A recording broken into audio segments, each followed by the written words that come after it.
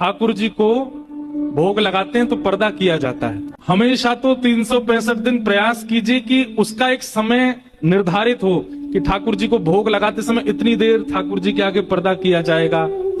राजभोग आरती के बाद इतनी देर अनौसर होगा। अनौसर का मतलब क्या होता है?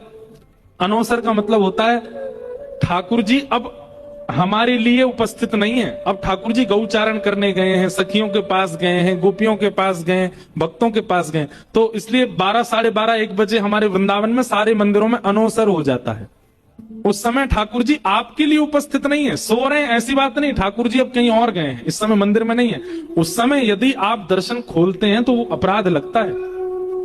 तो ऐसे ही अपने अपने घर के ठाकुर जी का भी एक अनौसर निश्चित कर लीजिए, और यही होना चाहिए। 12, 1 बजे के बाद ठाकुर जी के पर्दा हो जाए।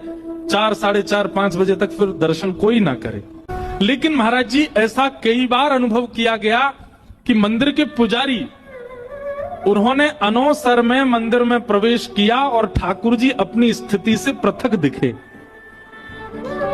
मानो ठाकुर जी ऐसे ही रहते हैं। तो कभी कभी ऐसा अनुभव हुआ है कि ठाकुर जी की रूप माधुरी छवि में कुछ परिवर्तन था, क्योंकि वो अनौसर का समय था।